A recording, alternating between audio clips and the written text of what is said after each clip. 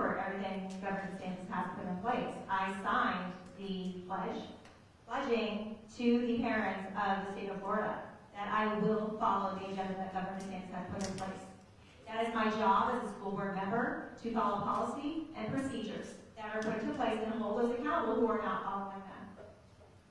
Now, as far as civics education, there is nothing wrong with having our students taught a constitutional civics curriculum. There's nothing wrong with that. We have got to get back to the original basics of our civics and history lessons that we've been teaching for decades. History has not changed. Putting opinions and ideologies in those things doesn't make it right. It makes it your opinion and your ideology, and that's what needs to come out of our current history and civics lessons and many other lessons that we have. When people want to talk about CRT, CRT is in our schools. It is there. But people want to see a book that says CRT, and that is not where it is. It is actually being taught to our teachers to teach it in the messages, in the classroom, in every subject, and it's not just in Pinellas County schools, it's statewide.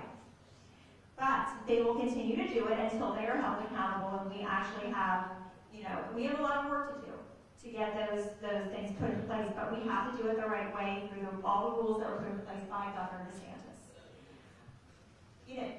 As a parent, if I don't like something that's going on in my school, it's my right to take my child out of that school. I do not approve of mandates and lockdowns, so if I don't like that my school isn't shutting down or locking down, or that something is going on I don't like, then I don't have to send my child to school. The rest of the schools, the children within our school shouldn't suffer because one person is afraid or scared they can stay home. So I know that's not an option for every single person, but the greater damage that was done by shutting our schools down still has not been fully determined.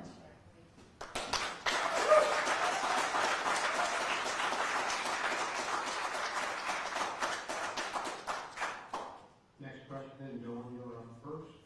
Our legislature recently passed and our governor signed the Parental Rights in Education, which restricts instruction of gender identity and sexual orientation in public schools.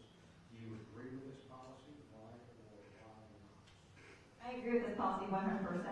There is no reason for us to be going to our classrooms and teaching our children, especially third grade or less, about gender differences and different sexual orientations. Their brain isn't developed enough to wrap around those concepts yet. And those are concepts we should be teaching at home anyway, when the child decides or the parent decides it's time to have those conversations. It's not the educator's job. So the more labels and different types of names that we put on people and pronouns and so on and so forth, that just causes more division within our schools and within our children. That causes more division with people. Treat them, everybody the same, everybody equally. Let's stop talking about all those crazy differences and let our kids just be kids and have fun, enjoy themselves, and learn and be educated in school the way they're supposed to be.